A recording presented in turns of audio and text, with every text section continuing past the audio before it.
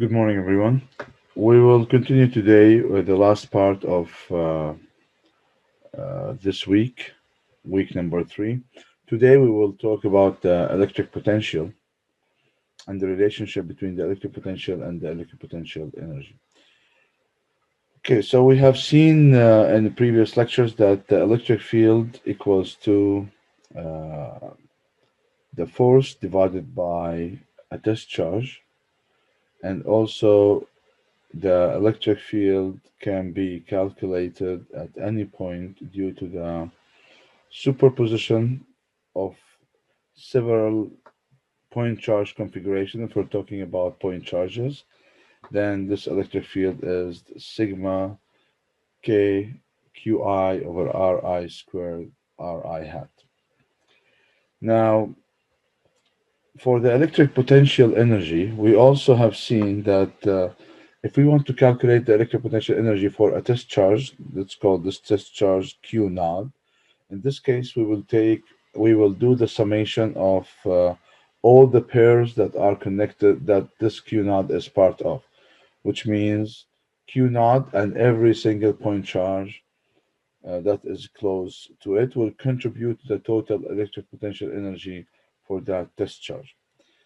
Now, if I divide the electric potential energy by this test charge, Q naught, I will get what we call the electric potential. Now, notice this electric potential is per unit charge, which means it is independent of the test charge. This basically takes me now to the definition of the electric potential, which is independent of the discharge, which means any single charge will tend to create electric potentials in the surrounding space for that charge.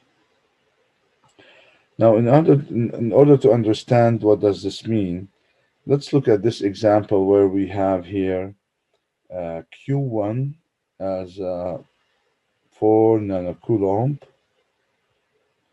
Q2 as minus 6 nanocoulomb that are located on this triangle. We need to calculate the total electric potential at this point.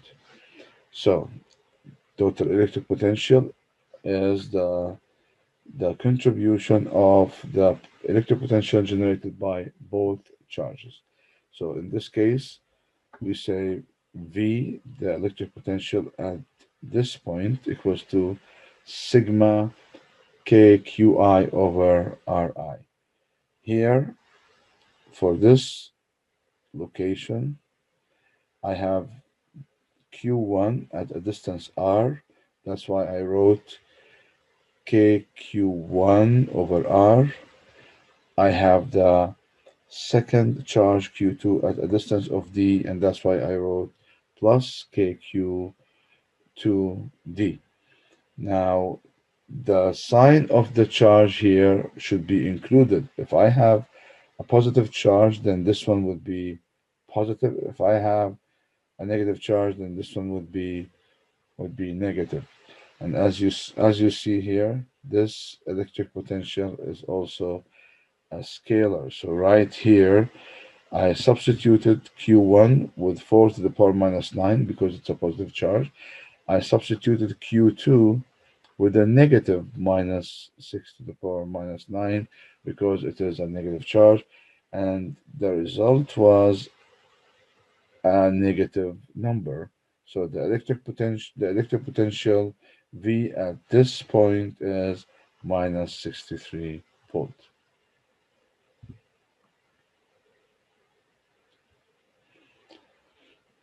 Okay, so the relationship between the electric potential energy and the electric potential we have seen from previous slide that uh, the electric potential energy was the sigma, assuming that this Q naught is the tested charge Q naught Qi over Ri. So when I took this Q naught outside, then what did I get?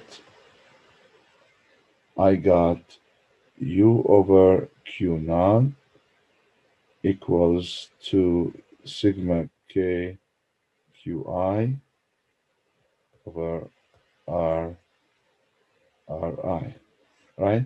And we said that this is the electric potential as we saw earlier.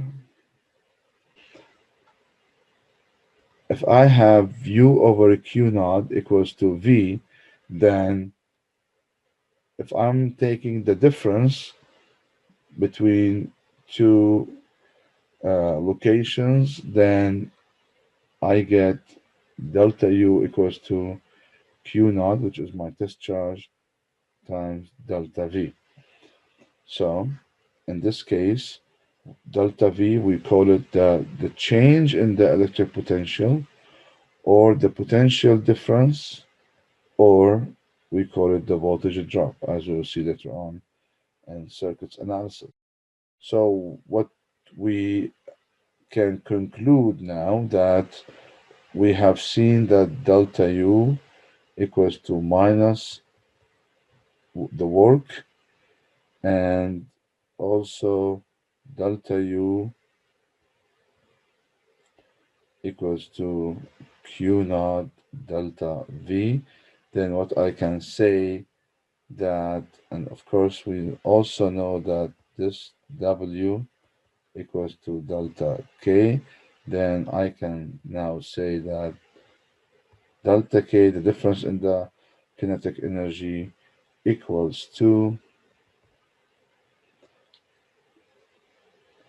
minus delta U, which is also minus Q naught delta V.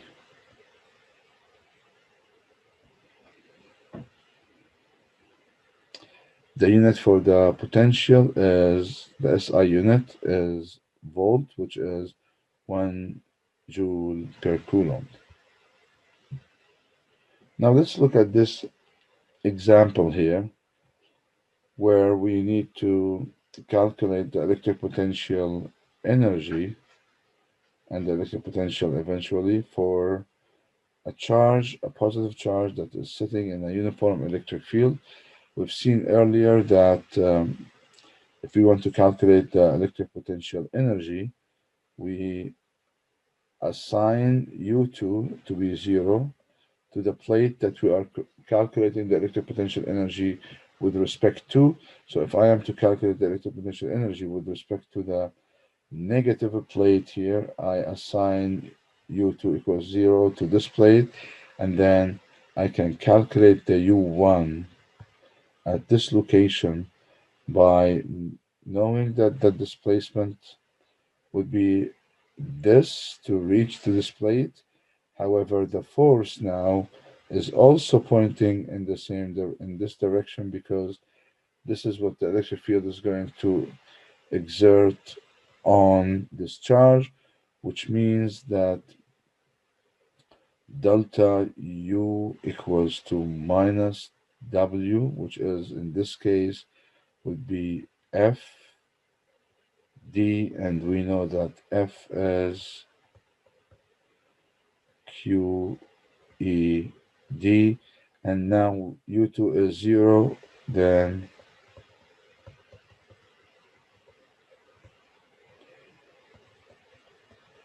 I have now U1 as QED, U1 as a positive electric potential energy, and that was expected at this location. The electric potential energy for this charge would be higher than the electric potential energy at the negative plate because it will continue going toward decreasing its electric potential energy. So this is how we calculate the electric potential energy. Now, if we want to calculate the electric potential, we know that delta V equals to Q delta U, and delta U here right now as we have 0 minus, which is delta U here as minus QED, and this equals to Q delta, this is delta V, delta U. So this one, delta U is minus QED equals to Q delta V. Then Q will cancel, and we can say now that delta V equals to minus ED. This is my V2, and this one is my V1. And this makes sense if we're taking V2 here as the negative plate. Then if you take the electric potential here minus the electric potential here, it's going to give you a positive electric potential, and this is what we were expecting. So, but because here we took the V2 at this plate and V1 at this location where I have the charge, I got delta V equals to minus ED. However, in reality, the electric potential right here at where the charge is higher than the electric potential at the negative plate by ED. So let's look at this example. In this example, we have an electron that got released from the negative plate uh, from rest, and the electric potential at the negative plate was 0 volt, while the electric potential at the positive plate was 120 volt. We need to calculate the final speed just before the electron smashes into the positive plate. In this case, we can use the conservation of energy. Now we need to calculate a speed, then we will be using the kinetic energy. We know the relationship between the electric potential energy and the kinetic energy, and also the potential, the electric potential, where delta K equals to minus delta U, and this equals to minus Q delta V. When it comes to those scalars relationship, we need not to forget to substitute the Q with a negative sign, with a negative number if the charge is a negative and the charge here is an electron. So what we do is the following. We know that delta K, which is Kf minus Ki, the kinetic energy of the final minus the kinetic energy of the initial, equals to half m v2 minus half m v1 squared, which is 0. So in this case, I linked my kinetic energy to my electric potential difference that I have it here. So this is my state number 1, and here right before it smashes is state number 2. So I have now minus a Q delta V.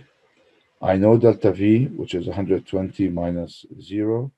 I know the Q, which is the electron charge. So in this case, Q becomes minus 1.602 10 to the power minus 19.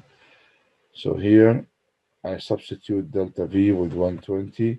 I substitute this Q with minus 1.602 10 to the power minus 19, and also the mass of the electron, 9.11 10 to the power minus 31 kilograms. Then I can calculate the speed. Now, remember when we used to visualize the electric field with the electric field lines? where those lines are drawn such that they're always tangential to the direction of the electric field at that point.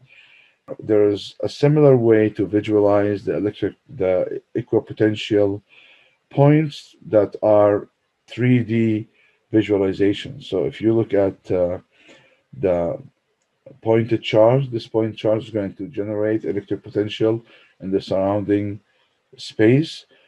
Those potentials that are equal in the value, remember the electric potential is a scalar number. So those points surrounding the pointed charge are constructing, if you think about it, a sphere. On a 2D visualization, you can look at them as circles. So for one single charge will create circles around it such that those contours that are made of circles defines the points that have the equal potential. We call it the equipotential lines. This is not far from, just to give you an idea of the map. You can look, if you look at the map, you will see some lines that defines the altitude. Those lines, those contours define the locations where the altitude are equal. For example, you have here 260. This contour defines the 260 meter. This one is 300 meter, and the same as the equipotential lines for the 2D case for charges. Now, the special case is where when we have uniform electric field.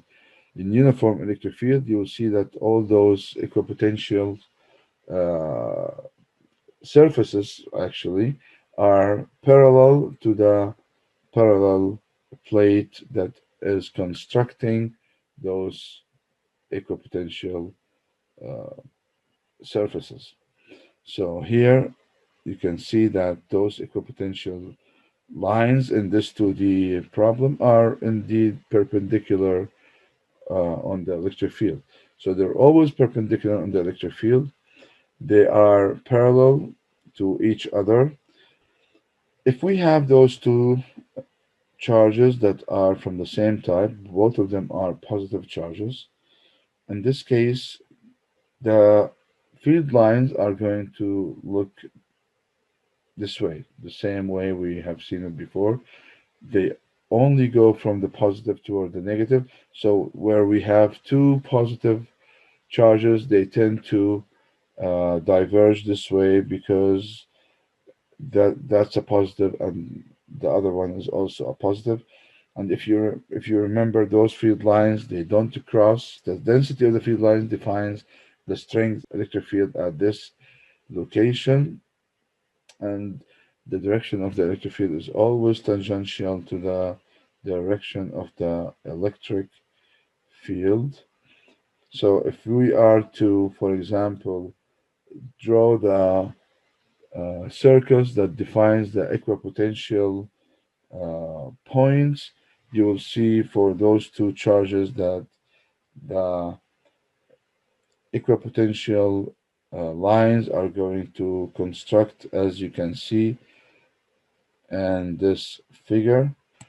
In this example, we have the following.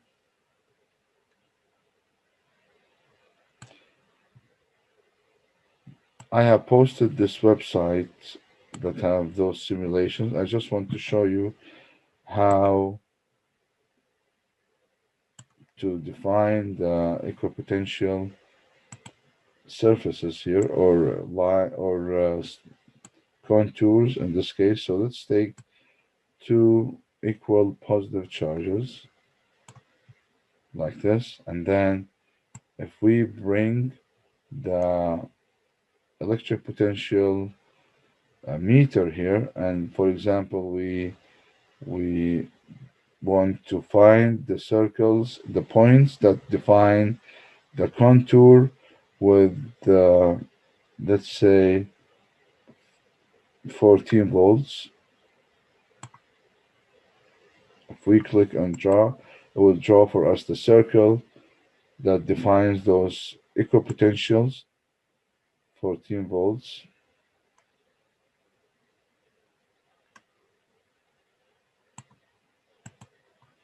So as you can see, those are the two circles that defines the 14 volts. I can 12, for example, and here also I'm looking for 12. If I come closer, you will see that they will meet at a point exactly the same way we had in that figure. Here, this is the contour that defines the equipotential. We're talking here 9 volts, and then I can pick the 8 volt and so on. So this is how the equipotential points are defined. The points that define the same potentials are creating a contour, and this contour, as you can see, uh, defines the points that have the same electric potential. Now, if I reset, I just want to show you here something. So if this is a positive charge and this is a positive charge, and then if I click this sensor is the electric field. Notice that the electric field, when you come closer, that notice the influence on of the inverse proportional to the distance squared. See how is the electric how is the magnitude of the electric field is increasing because it is inverse proportional to the distance square. Now I said because they are like charges, there will be a point, those are equal. That's why the midpoint is the point where the electric field would be zero. Now notice if I increase the charge, then it will be closer to the smallest, in between, closer to the smallest. Increase the charge more, more, the distance become closer. Now if I make so outside here they will not cancel. Outside they will not cancel, only inside. Now they will cancel if you take it all the way to infinity, it will be zero anyway. It will be zero at the infinity, but they will not cancel except for in between because they are like charges. So if I remove this charge and I put, notice that the electric field does not become zero. Why? One electric charge is enough to generate electric field everywhere. Same thing for the potential. Notice the potential. I have only a charge right here, point charge right there. Notice the potential is not zero. I have potential everywhere. Now, if I bring a negative charge and I put it right here, then I will not get zero electric field in between. Notice that it will not be, it will always be pointing from the positive toward the negative. If you bring it to the side of the strongest charge, the greatest charge, it will not be zero. It will not be zero. It will be zero from the weakest, the smallest charge. And that's why you say now here the electric field is zero right at this point.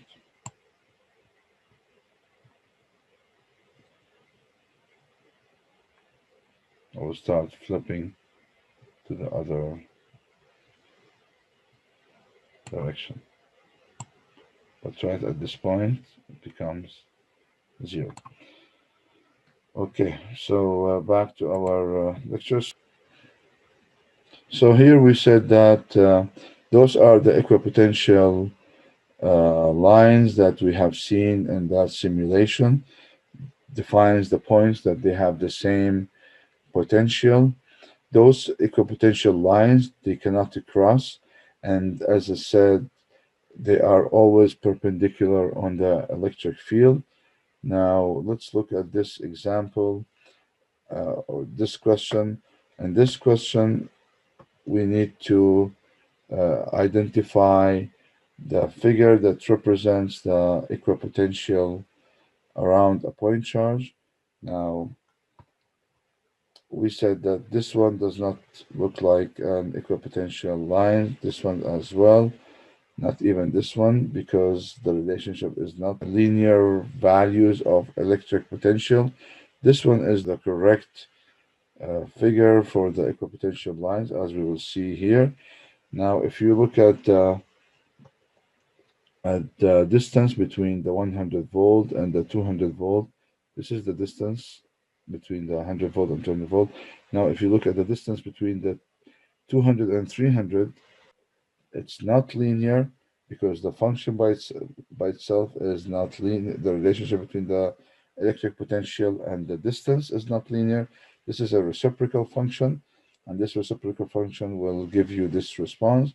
When you come closer to the charge, the electric potential will increase. Now, and in review to what we have introduced earlier, we've said that now, due to the non-uniform electric field, we had to use the integration to integrate for the work.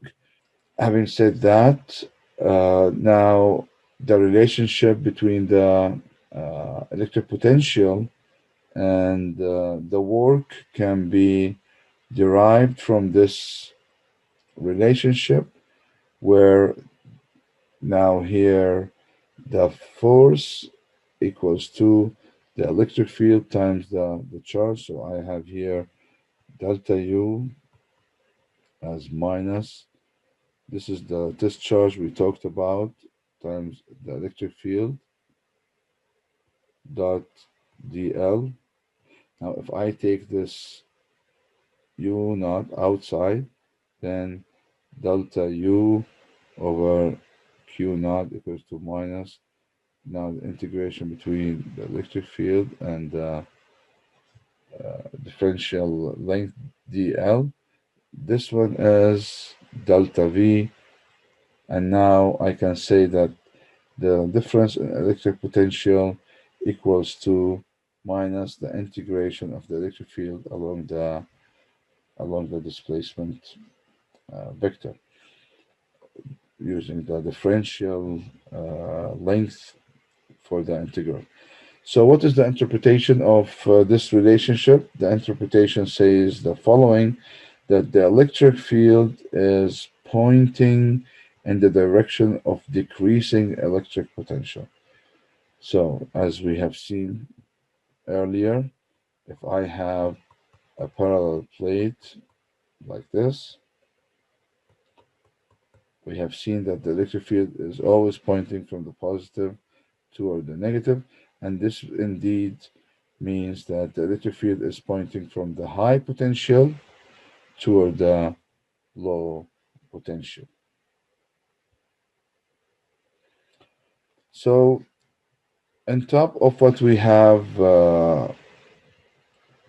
identified earlier as important points, now we can add to it. The positive charge moves in the direction of the field lines, negative charge moves in the against the field line. We know that by now.